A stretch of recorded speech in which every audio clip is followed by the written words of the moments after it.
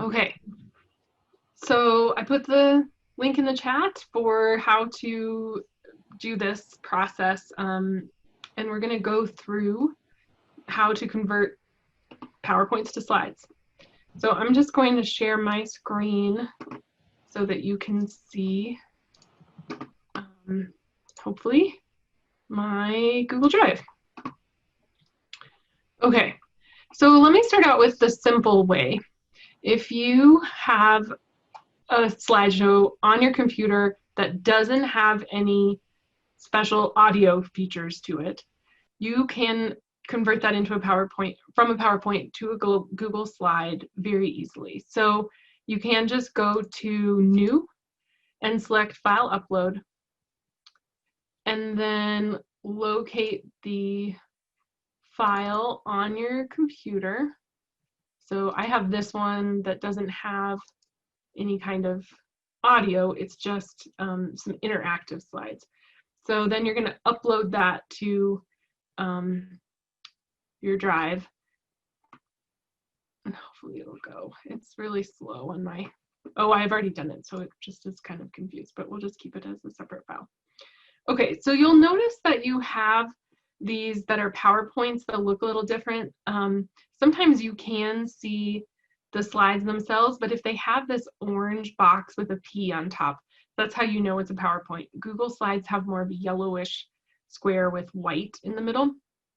So this one is going to be a PowerPoint, and the easiest way to get to it is then just click this link that pops up when the upload completes.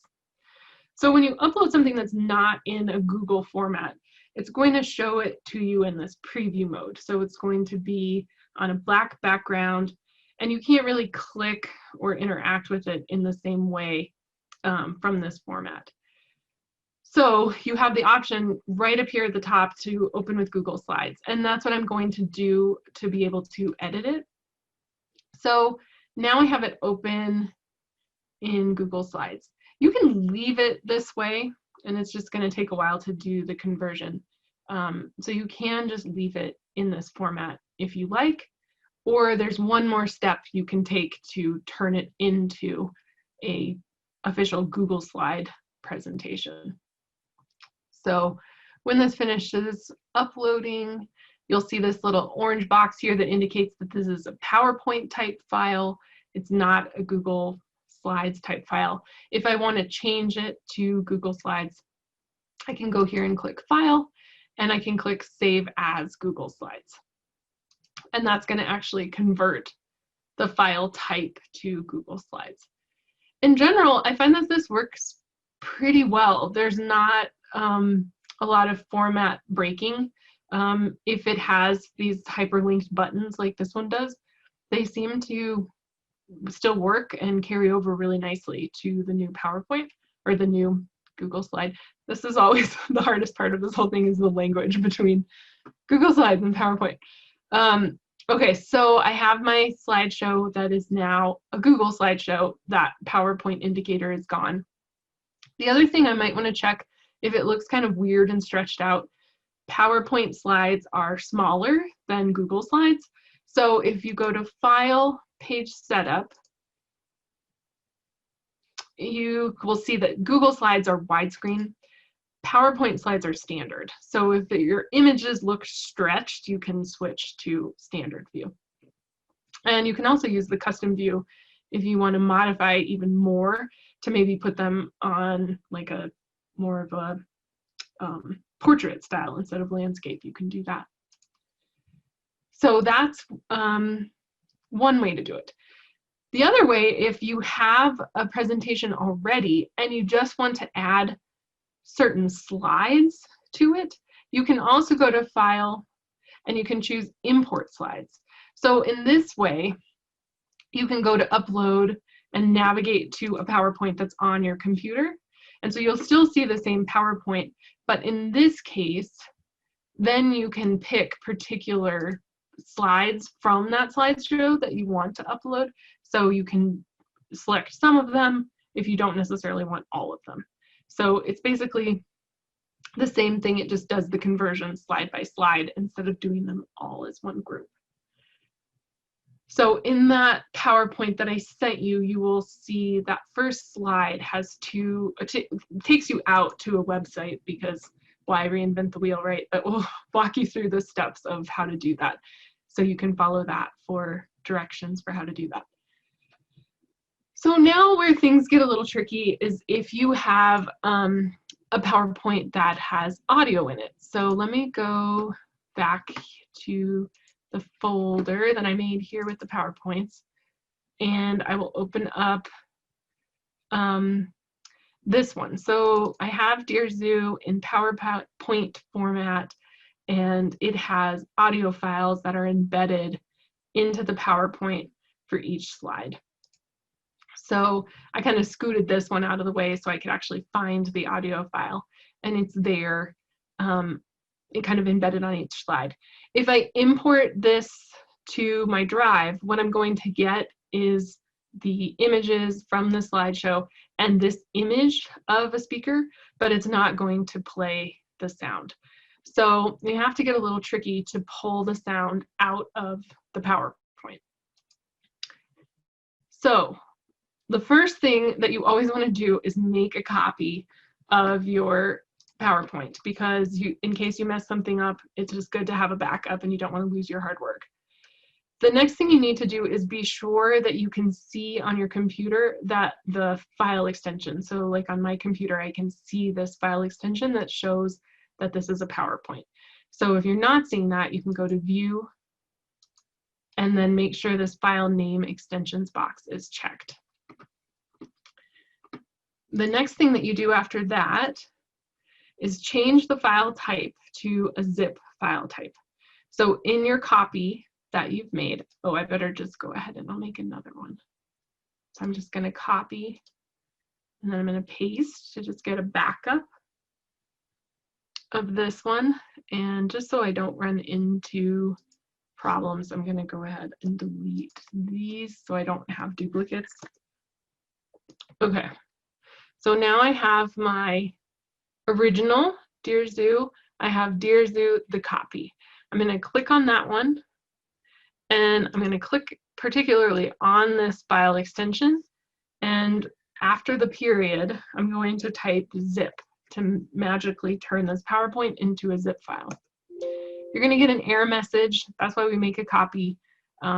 It might mess up the file. Mostly it doesn't. So you can click yes, and then magically now you have a zip file. So the next thing you want to do is go up to the top and click extract to get this to become an extracted file, and then you're going to click extract all and extract. And then this sometimes is a slow process, sometimes not too bad. We'll see. I'm just following along in my PowerPoint to make sure I don't forget anything. Okay, so here's an example of something that might happen. This particular audio file is not working. I'm just going to skip it. And so there may be a case where you need to re-record a page or two. Hopefully this is still a little faster than having to re-record the whole book. But every once in a while, I'll get an audio file that just does not want to convert. Okay, so now I have my files, and so they're in this folder called PPT PowerPoint Media, and then here are all the files that go along with this presentation. And these files are the audio recordings for each slide. The number of the file, like media 1, matches slide 1, and unfortunately slide 2 is missing, but I have all the other ones. The problem is that Google can't work with this M4A file type. So this is the part then when you need to convert this file type to an MP3 file type that Google can handle. So this is where iTunes can help you out. I'm going to open iTunes, and I'm going to use that software to convert my audio files. So once I'm in iTunes, it's going to be mad because I'm not logged in. I can go up to Edit, and I'm going to go to Preferences.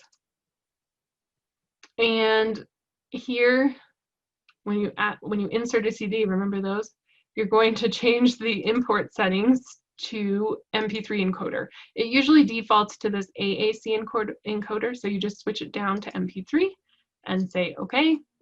Okay, so that sets it up to be an MP3 encoder.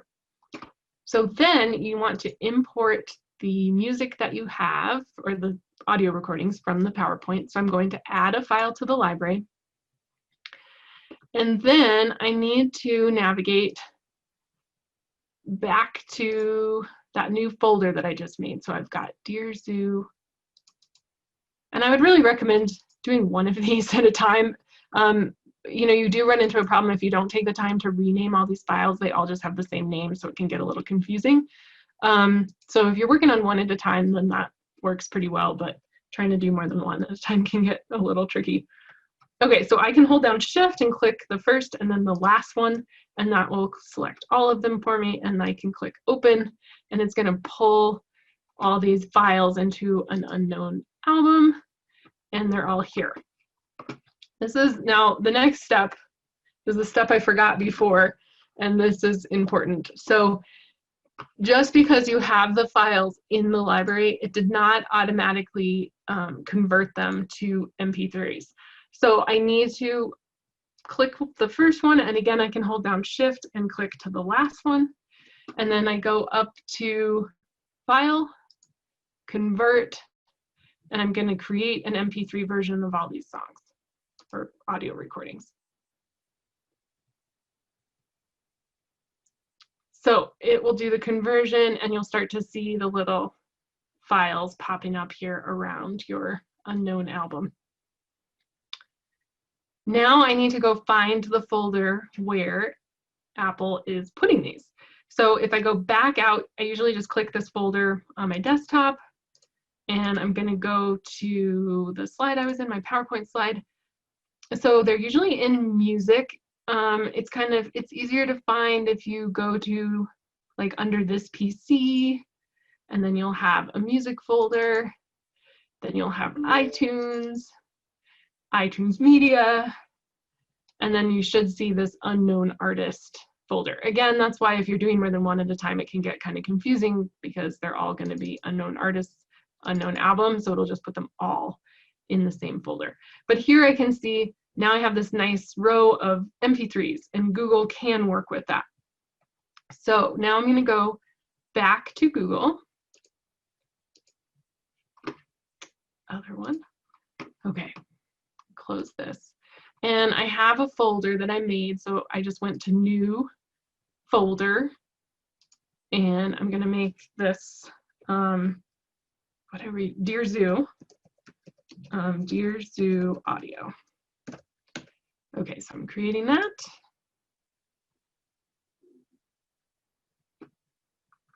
And now I have to find where it went. Thinking about it. Okay, open that up. And I want to drag that row of files that I just found into the audio here. So I'm going to go to my unknown album that I have open, click the first one, hold down Shift, click the last one, and then I can just drag these over, bam, into my drive. While that's uploading, I also need to upload my PowerPoint and get that ready to go. So I'm going to do a file upload, and I guess I'll just do it in the same folder because then I have everything together. So I'm going to go to the original, not the copy, and get that one, because then I know nothing has been corrupted in that copy by me turning it into a zip file. And so I'll just let all of those upload. And again, it's going to take a while with Zoom and everything going on at the same time.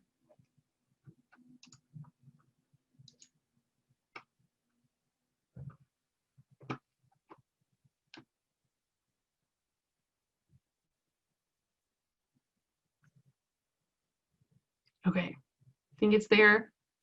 There's my PowerPoint. So again, I click on that, and I'm going to open it with Google Slides.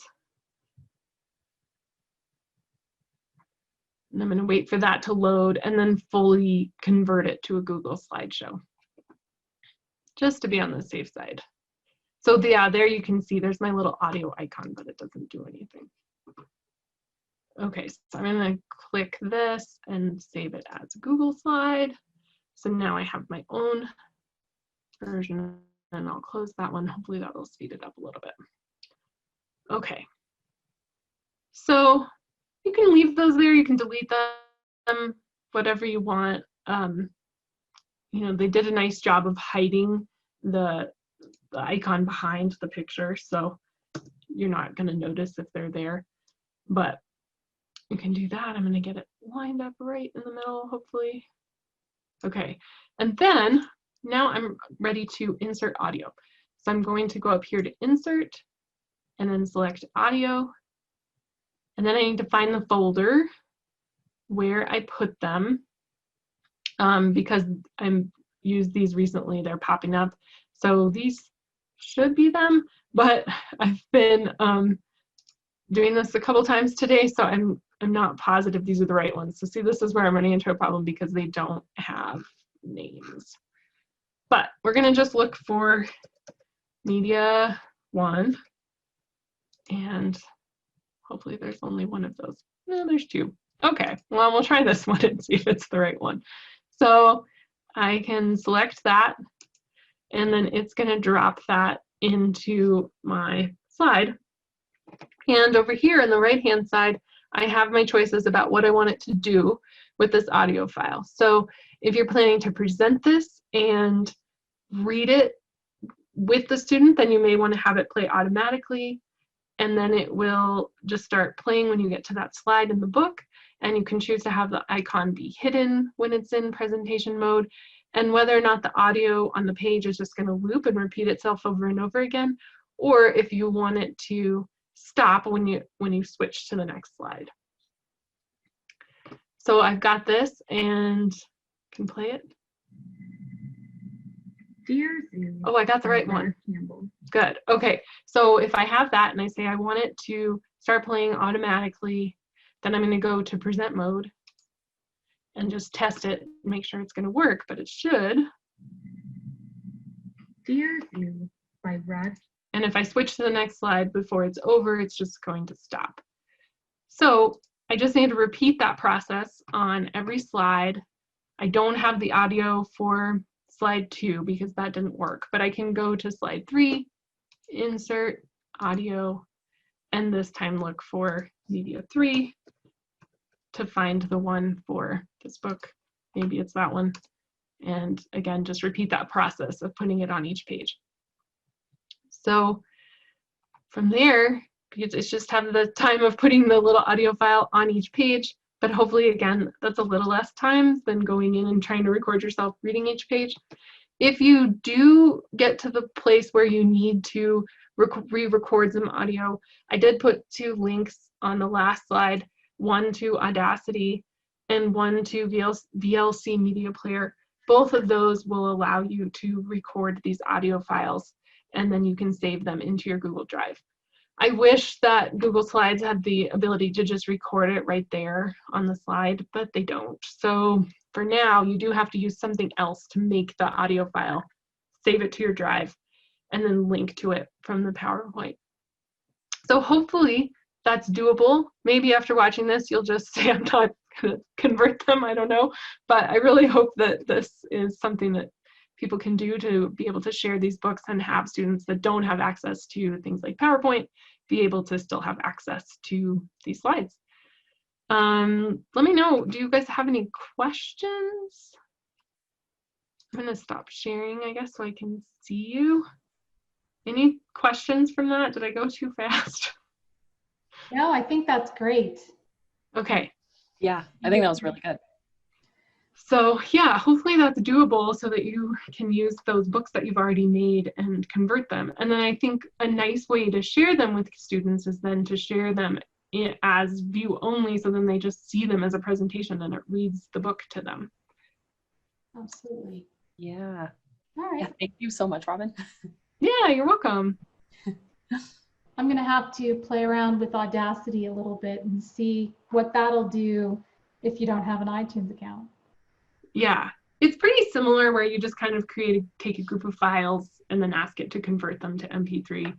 So it's basically the same process. I just figured iTunes was a safe bet because a lot of us have it already for iPad management. So You bet. yeah. All right. Well, super. Thanks so much, Robyn. Yeah, you're welcome.